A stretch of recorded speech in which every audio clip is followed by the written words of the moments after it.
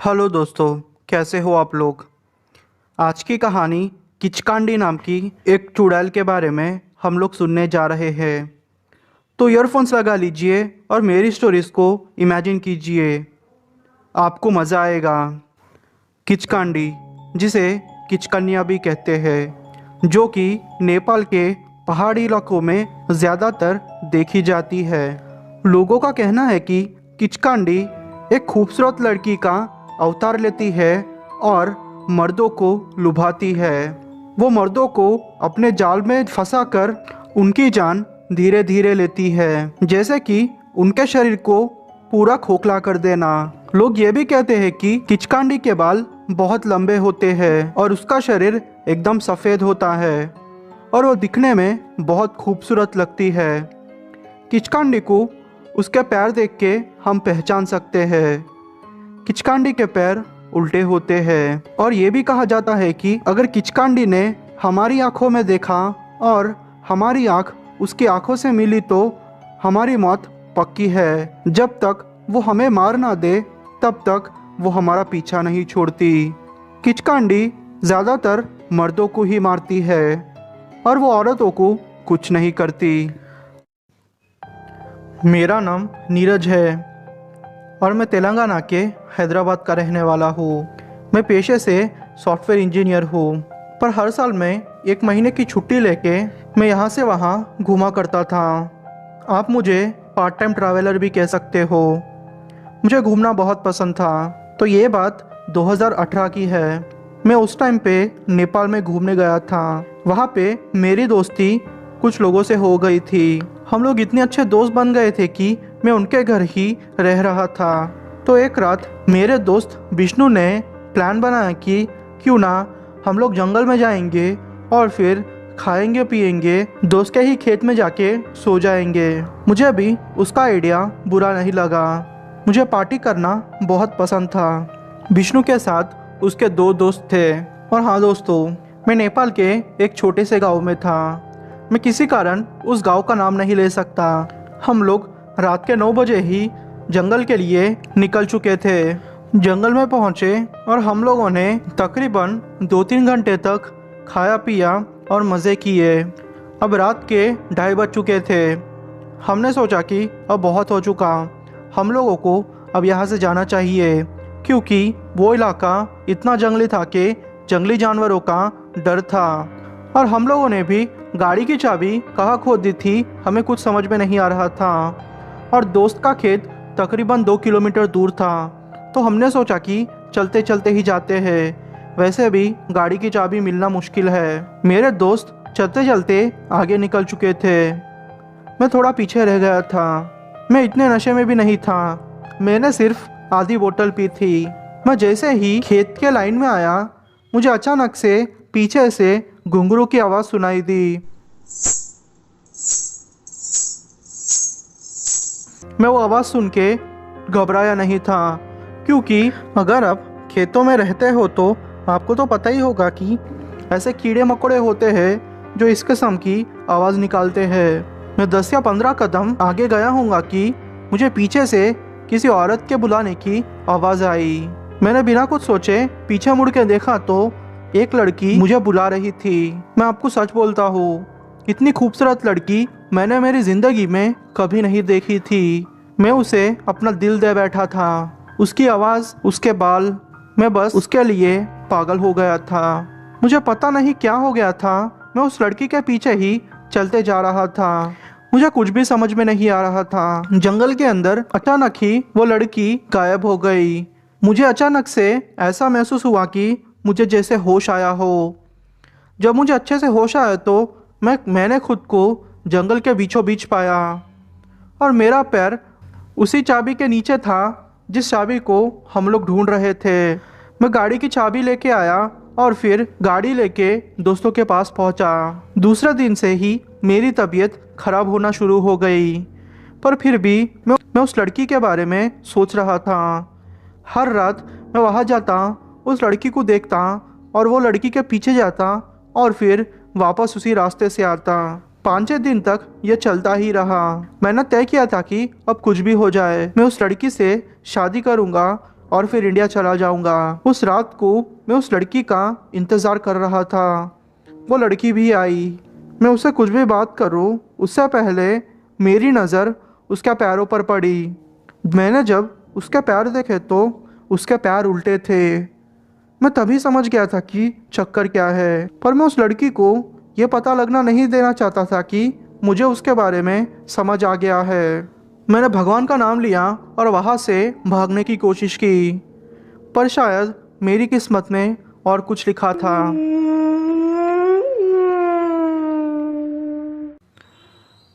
मैं बस थोड़े आगे कदम गया हूँगा कि वो लड़की मेरे पास से ही गुजरी। वो लड़की इतना तेज़ भाग रही थी कि मानो सुपर बाइक हो ऐसी। मैं साफ साफ उसके उल्टे पैर देख पा रहा था। शायद उसके उल्टे पैरों की वजह से वो इतना तेज़ भाग पा रही थी। मैंने शिवजी का नाम लेना शुरू कर दिया। जैसे ही मैंने शिवजी का नाम लिया, माहौल जैसे अचानक से शांत हो गया। वो औरत भी गायब हो चुकी थी। मैं जैसे तैसे करके अपने दोस्त के घर आया और उसको ये सारी बातें बताई तो विष्णु की नानी वही थी। उन्होंने कहा कि ये किचकांडी है। तुम्हारी किस्मत अच्छी है कि तुम बच गए, वरना तुम्हारी हालत क्या होती उसके बारे में तुम इमेजिन भी नहीं कर पाते। मैंने तो यही खैर मनाई कि मेरी ज़िंदगी बच चुकी है। मैं दूसरे दिन तुरंत ही इंडिया आ गया। हेलो दोस्तों, मेरा नाम रुद्र है और मैं दिल्ली का रहने वाला हूँ। यह घटना मेरे ही एक दोस्त जो कि नेपाल में रहता है उसके साथ घटी थी। तो हुआ यूँ कि 2017 में मैं मेरे ही एक दोस्त जो कि नेपाल में रहता है उसे मिलने गया था। मैंने सोचा कि क्यों ना थोड़े दिन उसके घर रह लो। वो नेपाल के ही एक छोटे से गांव का रहने वाला था। मैं किसी कारण उसका नाम नहीं बता सकता, तो मैं आपको एक काल्पनिक नाम लेके ये स्टोरी सुनाऊंगा। उसका नाम आप राजू समझ लीजिए। दरअसल राजू और मेरी दोस्ती ऑफिस में ही स्टार्ट हुई थी। मैं जिस ऑफिस में काम करता था, राजू भी वही ऑफिस में काम करता था। हम लोग नेपाल पूरा घूमे।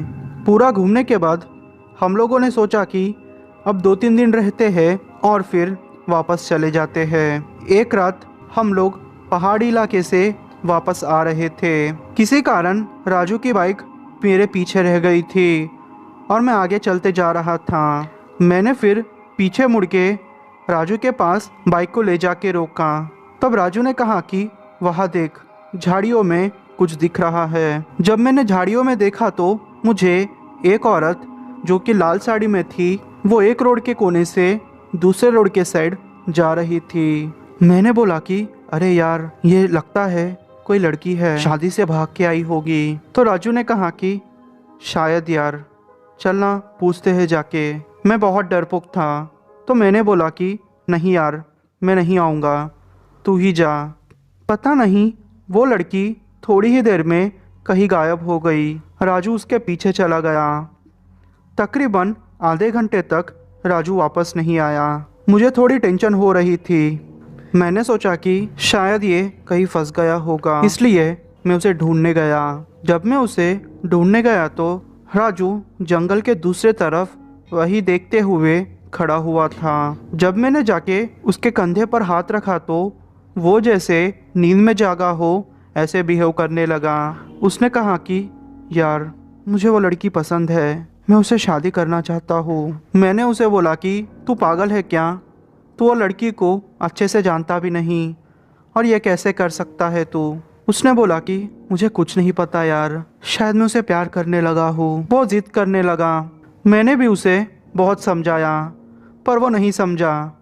फिर हम लोग वापस आ गए। उसने कहा कि वो लड़की कल से उसी समय पे रोज़ मिलेगी और 2-3 दिनों में हम शादी करने वाले हैं। फिर मैंने कहा कि पागल है क्या, अपनी ऑफिस है और हमें ऑफिस भी पहुंचना होगा। तो उसने कहा कि वो अब काम नहीं करेगा, वो यहीं नेपाल में अपने माँ बाप को खेती में मदद करेगा। मैं वो जवाब सुन के थोड़ा दुखी हो गया क्योंकि उसने वो मुझसे गुस्से में कहा था। मैंने सोचा चलो ठीक है, उसकी खुशी में ही मेरी खुशी है। मैंने कहा कि यार देख, अगर ऐसी बात है तो मैं मेरी भाभी को देखना चाहूँगा। फिर वो भी मान गया। हम लोग दूसरे दिन रात को वो लड़की को मिलने गए। मैंने जब उस लड़की को देखा तो मैं भी जैसे पागल हो गया। वो लड़की बहुत खूबसूरत थी। 2-3 दिनों में राजू शादी करके आ गया। सारे लोग इतने शॉक्ड थे कि राजू को इतनी जल्दी लड़की कैसे मिल गई, पर उसकी जिद के सामने घर वालों को झुकना ही पड़ा। अब खेल यहाँ से शुरू होता है। हुआ यूँ कि जिस दिन से राजू ने शादी की थी उसकी तबीयत उस दिन से ही बिगड़ने लगी। उसके घर में पूजा पाठ सब कुछ बंद हो गया। मैंने सोचा कि मेरा दोस्त है, मैं उसे छोड़ के नहीं जाऊंगा, इसलिए मैंने भी ऑफिस से लीव ले ली। वो दिन ब दिन सूखते जा रहा था। अब उसकी शादी को 4 दिन हो चुके थे। वो लड़की पता नहीं मुझे अलग ही लग रही थी, क्योंकि उसके बाल बहुत लंबे थे और वो ज़्यादातर दिन में कुछ काम नहीं करती थी। पर जैसे ही रात होती वो जैसे एक्टिव हो जाती। 5वीं रात की बात है, मैं दूसरे कमरे में सोया हुआ था। मुझे राजू के कमरे से कुछ आवाज़ें आने लगी। मैंने सोचा कि मैं अगर अंदर जाऊंगा तो ठीक नहीं होगा, पर मुझे ऐसा लगा कि जैसे राजू कर्रा रहा हो। शर्म को साइड में रखते हुए मैं कमरे में गया तो देखा कि राजू के पैर से वो लड़की उसका खून पी रही थी और राजू बेहोशी में शायद कर्रा रहा था। मैं वो देख के डर गया था, इसलिए वापस आ गया। 7वां दिन आया।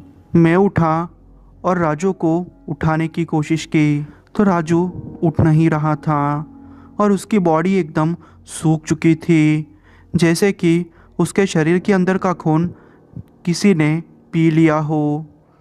उसके 2 दिन पहले मैंने राजू से इस चीज़ के बारे में बात की, पर वो जैसे उस लड़की के पीछे पागल हो गया था। मैंने अपने दोस्त को खो दिया। अचानक से कहीं गायब हो गई थी। उसे पूरे गांव में ढूंढा पर वो नहीं मिली। बाबा जी से बाद में बात की तो ये पता चला कि वो एक किचकांडी थी। मैंने जब पहली बार सुना तो पापा से पूछने लगा कि ये किचकांडी क्या होती है, तो बाबा जी ने कहा कि किचकांडी वो आत्मा होती है जो कि मर्दों को लुभा के उन्हें मार देती है। मैं वो सुन के डर गया था और दुखी भी था कि मेरा दोस्त अब जिंदा नहीं रहा।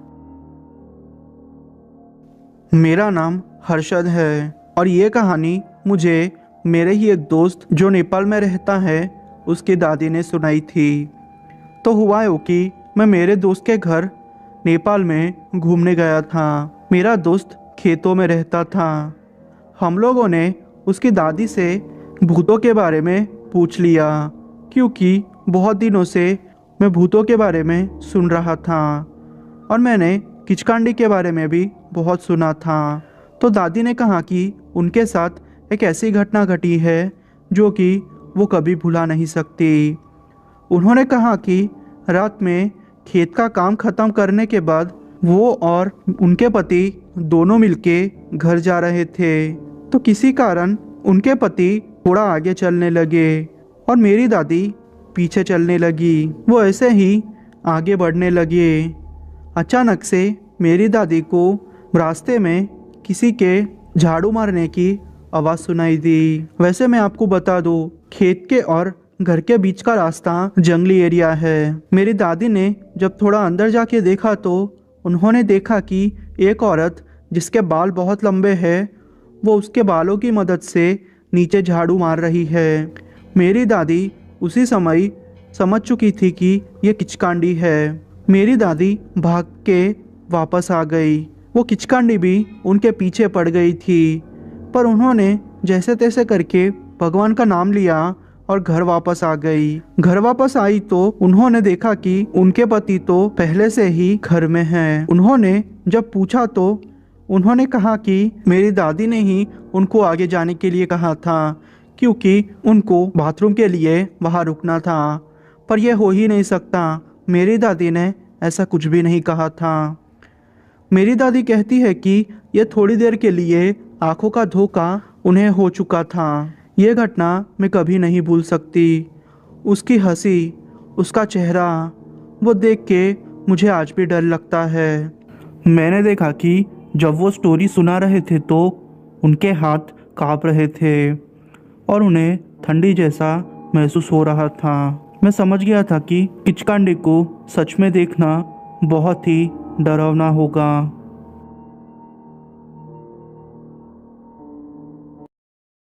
सोचिए कि आप और आपके दोस्त मिलके कहीं बाहर ट्रिप के लिए गए हैं, पर वो ट्रिप आपके लिए सबसे डरावनी साबित हो तो आप क्या करोगे? या ट्रिप के दौरान आपकी मुलाकात किसी चुड़ैल से हो जाए? तो आज की कहानियाँ भी ऐसी ही होने वाली है।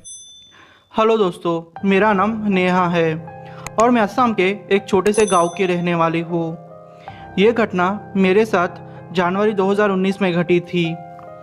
तो हुआ यूँ कि मैं उस टाइम बीएससी के फर्स्ट ईयर में थी और मैं हॉस्टल में रहती थी। मेरा घर हॉस्टल से तकरीबन 150 किलोमीटर का था। अचानक एक रात मेरी तबीयत बहुत ख़राब हो गई। मैंने मेरे घर वालों को फ़ोन किया तो उन्होंने बोला कि वो दूसरे शहर में है, तो उनके लिए उसी रात आना मुमकिन नहीं होगा। वो अब दूसरे दिन रात को ही मुझे लेने आएंगे। मैंने कहा ठीक है, कोई बात नहीं। फिर मेरे फ्रेंड्स ने मुझे हॉस्पिटल एडमिट करवाया। हॉस्पिटल में मैंने टेस्ट करवाए पर सारे टेस्ट नेगेटिव आ रहे थे।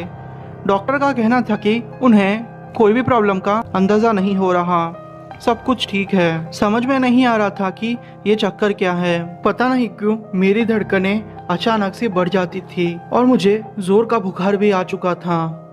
दूसरे दिन शाम को मेरे पापा और मेरा भाई मुझे लेने आए। मैं उन्हें देख के खुश हो चुकी थी क्योंकि पता नहीं क्यों अंदर ही अंदर मुझे डर भी लग रहा था कि शायद मुझे कुछ हो जाए ना, क्योंकि डॉक्टर्स को भी मेरी प्रॉब्लम का पता नहीं चल रहा था। फिर मेरे पापा ने कहा कि नेहा बेटा चलो, हम अब घर जाते हैं। मैंने मेरे फ्रेंड्स को भाई बोल के घर जाने निकल गए। मेरे पापा और मेरा भाई आगे की सीट में बैठे थे और मैं पीछे थी।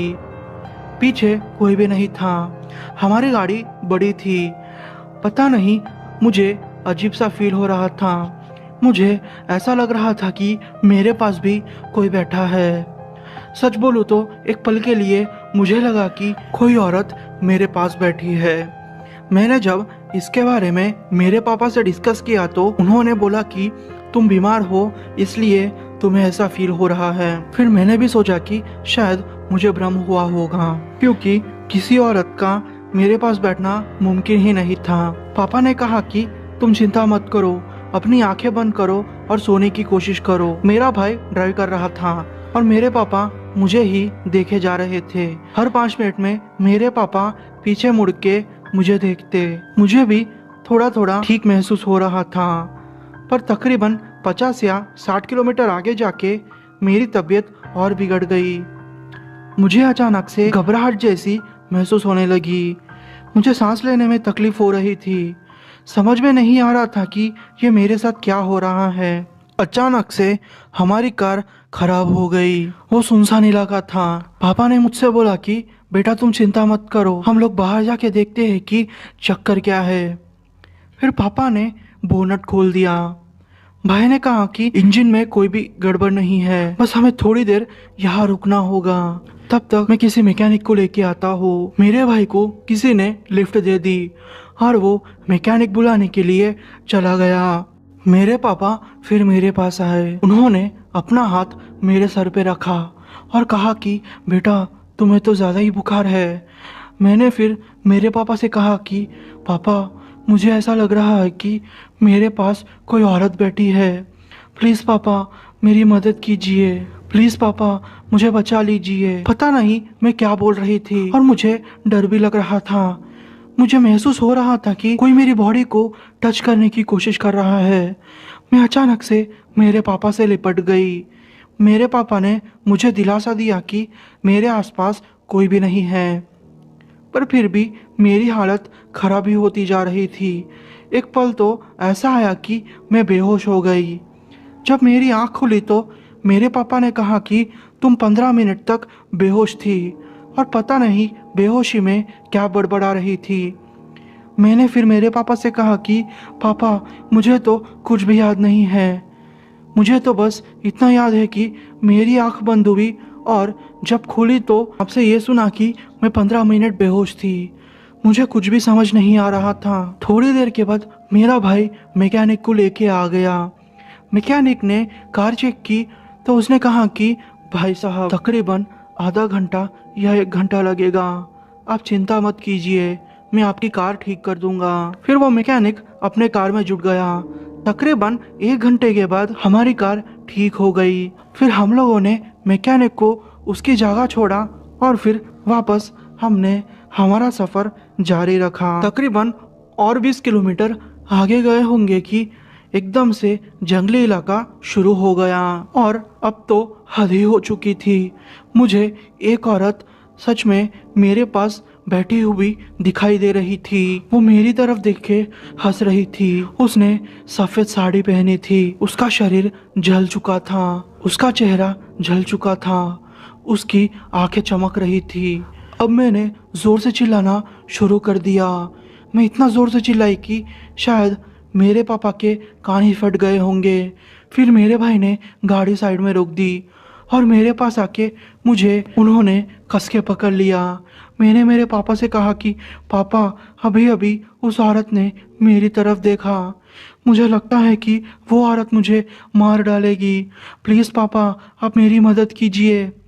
मेरे पापा ने कहा कि तुम सपना देख रही हो बेटी, तुम सोई हुई थी। पर मैंने कहा कि पापा ये हो ही नहीं सकता, मैं जाग रही थी। पर पता नहीं मेरे पापा एक ही बात को रिपीट करते जा रहे थे। अचानक से मेरे पापा के तेवर बदल गए। वो ऐसे एक्ट कर रहे थे जैसे वो मेरे पापा ही ना हो, और मेरा भाई भी ऐसे ही बिहेव कर रहा था। उन्होंने फिर आगे गाड़ी चलाना शुरू कर दिया। अचानक से मेरे भाई का बैलेंस छूटा और हमारी गाड़ी पलट गई। हम तीनों का एक्सीडेंट हो चुका था। मुझे जब होश आया तो मैंने देखा कि मेरा भाई और मेरे पापा दर्द से कर्रा रहे हैं। उनका एक पैर टूट चुका था और मेरे भाई की हालत बहुत खराब थी। उसके छाती के नीचे का भाग पूरा कुचल गया था, पर पता नहीं अभी भी उसकी सांसें चल रही थी। वो कुछ बोलने की कोशिश कर रहा था। एक गाड़ी हमारे पास से गई पर उन्होंने हमारी आवाज़ नहीं सुनी। मैं चिल्लाते रही, प्लीज़ हमारी मदद कीजिए, पर उन्होंने मेरी आवाज़ नहीं सुनी। अब मुझे बहुत डर लग रहा था और थोड़ी देर में वो हुआ जो शायद मेरी ज़िंदगी का सबसे बुरा दिन था। मैंने वही औरत को मेरे पापा के पास आते हुए देखा। अब मेरे पापा भी मेरी बात पे भरोसा कर चुके थे कि मैंने जो उनसे कहा था वो सच था। वो औरत धीरे धीरे पापा के पास आई और वो औरत मेरे पापा के छाती पे चढ़ गई और मेरे पापा का गला दबाने लगी। मेरा भाई और मैं ज़ोर ज़ोर से चिल्ला रहे थे पर उस औरत पे कोई भी असर नहीं हो रहा था। फिर पता नहीं अचानक से मेरे पापा ने हनुमान चालीसा पढ़ना शुरू कर दिया। वो सुन के वो औरत पीछे हो गई और ज़ोर ज़ोर से चिल्लाने लगी। मुझे भी अब हिम्मत मिल चुकी थी तो मैंने भी हनुमान चालीसा पढ़ना ज़ोर ज़ोर से शुरू कर दिया। वो औरत अब पीछे चले जा रही थी। अचानक से वो औरत हवा में ही कहीं गायब हो गई। थोड़ी देर बाद एक कार आई। वो लोगों ने हमें हॉस्पिटल पहुंचाया। तकरीबन 6-7 महीने तक मेरे भाई को हॉस्पिटल में ही रहना पड़ा। तब जाके मेरे भाई की हालत ठीक हो पाई।